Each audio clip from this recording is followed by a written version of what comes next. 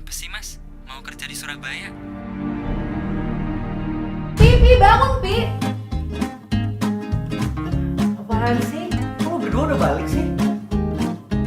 Yang terakhir mas ingat sebelum lupa apaan?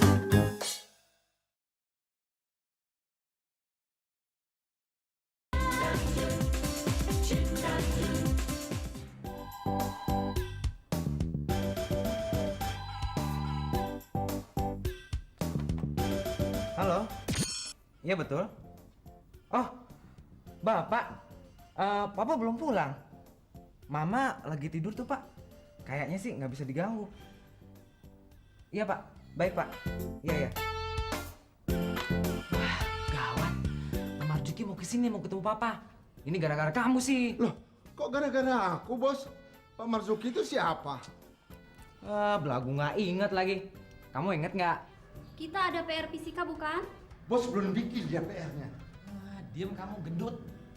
Hah? Kamu bilang apa Junaidi? Nanti kamu menghadap pada kepala sekolah. Kenapa rupanya? Begini Pak, anak ini betul-betul keterlaluan. Nah, Pak Marjuki itu adalah kepala sekolah itu, Om. Mungkin Bu Guru itu cerita ke kepala sekolah. Pokoknya akan kubikin dia lupa lagi sehingga dia akan membicarakan hal-hal yang lainnya saja. Percuma, Om. Soalnya kalau besok kembali ke sekolah, Bu Guru itu akan ingat lagi. Terus ya akan heboh kayak gini lagi. Kan repot bolak-balik gitu. Cihuy, aku dapat. Hehehe. Kamu dapat apa, Om? Aku dapat pemecahan masalah, Bos. Bener. Benar. Sekarang coba tutup mata, Bos. Sekarang buka mata, Bos. Hah? Papa? Aku adalah Mustafa, Jin. Nanti suruh Papa Bos pergi kemana saja, biar aku yang mendengarkan keluhan-keluhan Pak Marzuki. Kenapa bengong, Bos? Masih ragu kalau aku ini Jin? Enggak. Saya cuma aneh. Soalnya Papa nggak pernah seakrab gini dan ngomong ketawa-ketawaan kayak gini. Itu pasti Papa. Soalnya kalau Sabtu begini pulang cepet. Ntar ya. Bah, tadi ada telepon. Katanya teman Papa yang namanya Krisna. Oh, Krisna. Pasti dari tempat fitness dia katanya mau nurunin berat badannya. Bukan Pak, bukan. Iya, bener Pak, bener.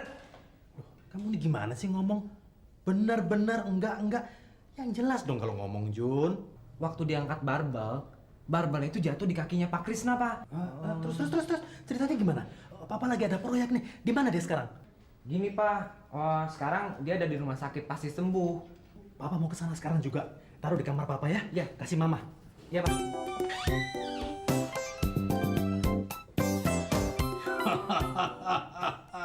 Hebat, Bos. Hebat. Siasat Bos benar-benar jitu. Sebentar lagi, biar aku yang menampung seluruh keluhan Pak Marzuki. Beres kan? Bener Om. Papa. Loh, Jun, apa kamu sudah lupa sopan santun sama orang tua? Iya Jun, itu kan papa, bukan teman. Nggak apa-apa, Des. Sekali-sekali Papa pengen kelihatan seperti sahabat sama anak-anak Papa. Aneh. Papa kadang-kadang terlalu keras sama anak-anak. Tapi tiba-tiba kok jadi so akrab seperti teman begini. Nem, Ya. ambilkan balsem sama koyo. Iya Bu. Ayo buka bajunya. Loh, untuk apa, Mah? Tadi pagi katanya pulang kerja mau dipasangin koyo. Ayo buka. Tapi Papa kayak anak kecil ya. Iya Pak, tinggal dibuka aja, kenapa sih?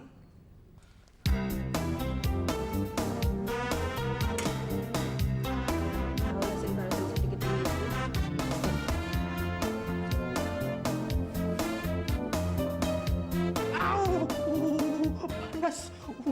panas, Pak. Apa itu? Aku belum pernah diolesi dengan yang beginian. Ini balsem yang kayak biasanya tuh. Panas. Sekarang saya pasangin koyoknya ya. Aduh, Diam-diam. panas. Diam.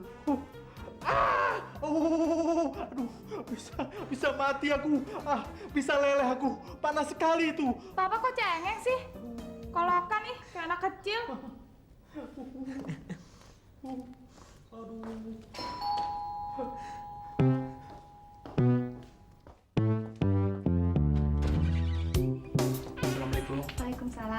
Mudah-mudahan ada. Saya Marjuki, kepala sekolahnya Junaidi. Silakan masuk, Pak. Terima kasih. Pak, itu Pak Marjuki, Pak. Kepala sekolahnya Jun. Iya. Pak Marjuki, ini kenalin papa saya. Assalamualaikum. Waalaikumsalam. Ini Mama dan ini Assalamualaikum. Mbak Desi. Wah, kelihatannya penting sekali Pak sampai datang ke rumah. Mau minum dingin atau panas Pak? Aduh, terima kasih Bu. Dingin boleh. Ada keperluan apa, Pak? Apa Junaidi belum cerita, Pak? Cerita apa Pak? Jun, apa kamu belum cerita sama papa kamu? Maaf Pak, saya belum sempat cerita. Ada persoalan apa, Pak? Bilang saja. Masalah kelakuan Junaidi itu, Pak. Tuh kan, apa saya bilang, mah? Si Jun udah mulai nakal tuh.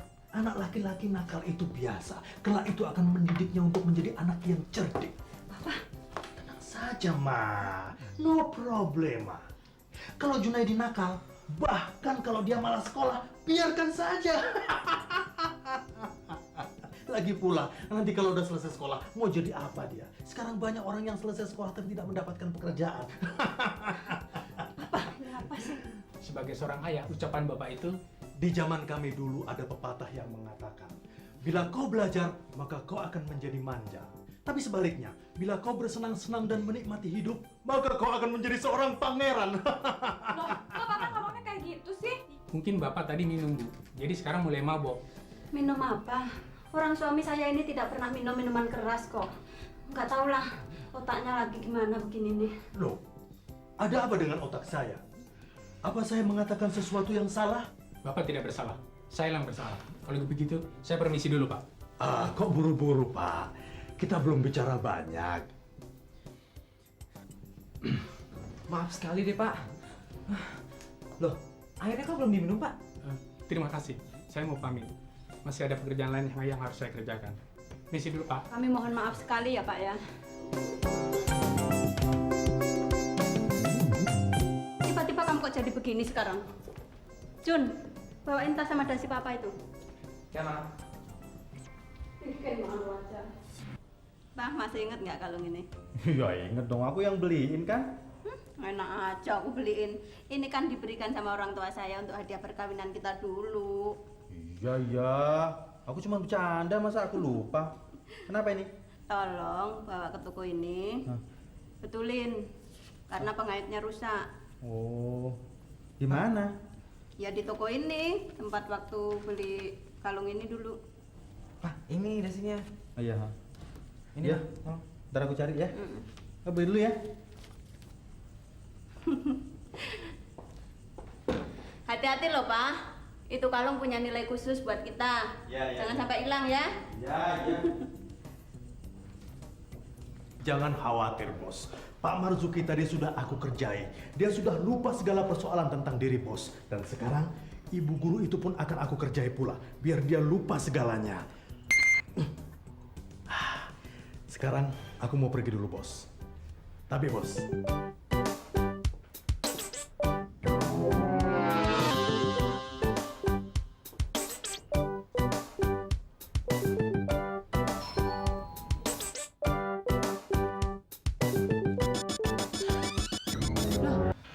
Kok Papa cepat sekali kembalinya?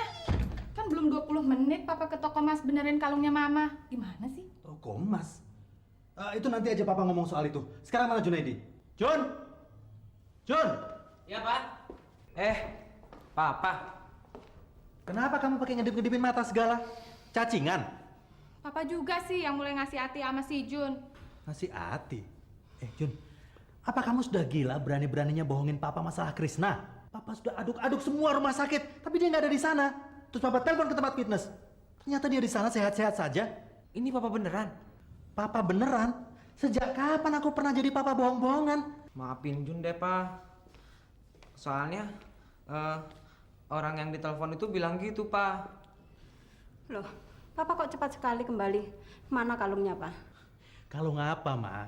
Papa nggak ada waktu buat ngurusin kalung. Itu kalung Papa kemanain? Kalung apa sih? Aduh, Papa ini lagi kesel, Ma. Jangan ditambahin ruwet lagi. Papa nggak pegang kalung, mana nggak ada tuh loh, nggak ada kalung. Duh, mati aku. Itu kalung harganya mahal sekali, Pak. Itu kan hadiah dari orang tua saya untuk perkawinan kita. Aduh, hancur deh kalau gini, hancur semua. Mama, tenang, Ma. Kalung itu pasti kembali. Emangnya kalung punya kaki apa? Papa jatuhkan di mana kalungnya? Kalung lagi. Mah, dengerin ya. Papa nggak megang kalung apa-apa. Tuhan, bisa gila aku. Des, kamu telepon Tante Ratna. Cepat suruh kemari.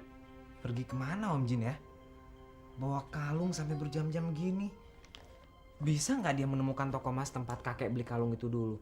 Papa kamu habis menghilangkan kalung enak-enakan tidur di ruang AC. Gak mau tahu kita sedang menangis di sini. Mulai dari pulang kerja tadi, Papa kok sikapnya aneh kayak gitu ya? Mama juga heran. Apa jangan-jangan pengaruh hantu yang mengganggu rumah ini ya? Tapi papa kamu masih aja nggak percaya juga. Nah, sekarang dia sendiri yang kena batunya. Udah deh, Ma. Tenang. Pasti kalung itu akan mendapatkan kembali. Alah, sok menghibur lagi. Udah tahu kalungnya hilang. Nah, itu kalungnya datang. Maksudnya ada yang datang. Bentar, Ma. Tante, Ada apa, Mbak? Kok mendadak sekali saya diminta datang kemari? Aduh, hancur, hancur. Tenang, Mbak, tenang. Tante. Mas Bondan sakit jiwa. Bagaimana kejadiannya, Mbak? Aduh, kalau kamu lihat sendiri. Kamu sebagai istri psikolog pasti bisa menganalisa. Des, coba kamu ceritain. Waktu kepala sekolah Jun datang, Papa ngomongnya ngawur, aneh gitu. Dia sekarang malah ngilangin kalungnya Mama.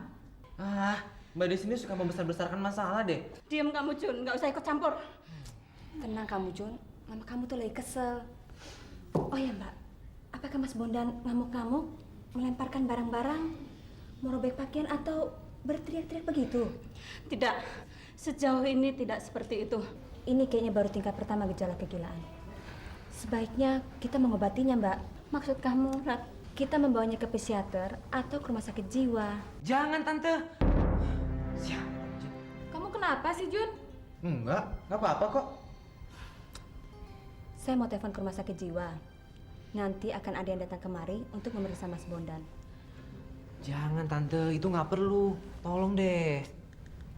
Tante mengerti perasaan kamu, Jun. Tapi papa kamu harus ditolong. Tidak usah cemas, Jun. Tetangga Tante tempo hari gila. Cuma 5 hari di rumah sakit jiwa, sudah pulang. Tapi tolong Tante jangan telepon. Please, kalungnya pasti kembali. Kayaknya si Jun juga mesti diperiksa sama ahli penyakit jiwa tuh. Mama, amat sih kamu? Susah nyari toko kalungnya, Bos. Siapa sih? Sudah aku perbaiki sendiri, Bos.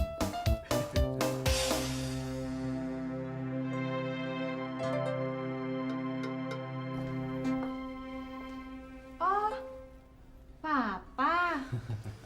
Loh, kapan Papa keluar? Tadi, Ma. Setengah jam yang lalu. Mama sih terlalu emosi. Papa keluar aja nggak lihat. Nih, kalungnya mah udah dibetulin. Kalungku sudah diperbaiki. Udah. Aduh, terima kasih, Pak. Bener kan Jun bilang? Kalungnya pasti ketemu deh. Anak sama bapak sama aja. Sekongkol mempermainkan kita. Yaudah deh, sekarang Papa istirahat aja dulu. Capek kan, Pak? Oh iya, aku capek bener. Istirahat dulu ya. Aduh, syukur deh, Rat. Kalungku akhirnya kembali. Udah, sekarang kamu cepat-cepat menghilang. Kembali jadi jin. Baik, Bos. Tahu nggak? Orang yang sudah masuk rumah sakit jiwa, kadang-kadang nggak bisa pulang. Walaupun dia sudah bertahun-tahun dirawat di sana. Yang bener aja. Makanya, jangan gampang-gampang ngirim orang ke rumah sakit jiwa. Mana kalungnya, mah? Biar papa pergi ke toko emas untuk memperbaikinya. Apa-apaan sih kamu ini, Pak? Kenapa? Bukannya tadi mama bilang kalungnya mau diperbaiki di toko emas? Aduh, ini rumah benar-benar ada hantunya nih. Jun, buka pintunya. Iya, Mbak.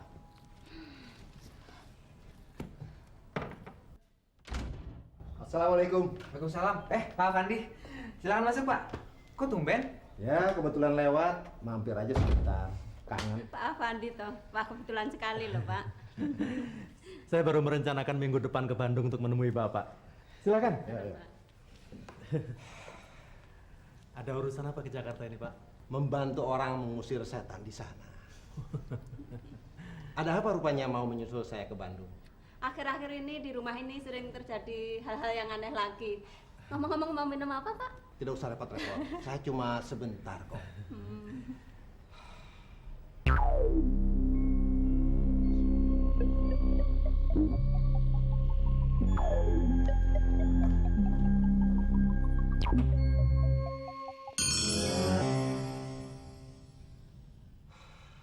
Alhamdulillah.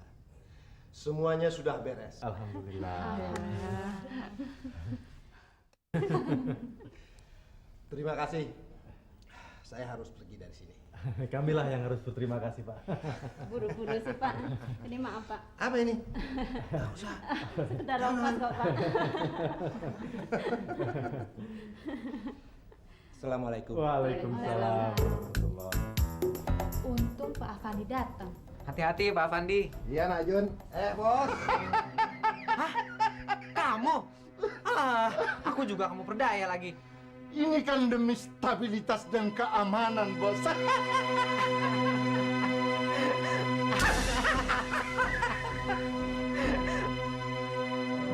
Kenapa sih Mas? Mau kerja di Surabaya? Pi, bangun, Pi. Apaan sih? Kamu berdua udah balik sih?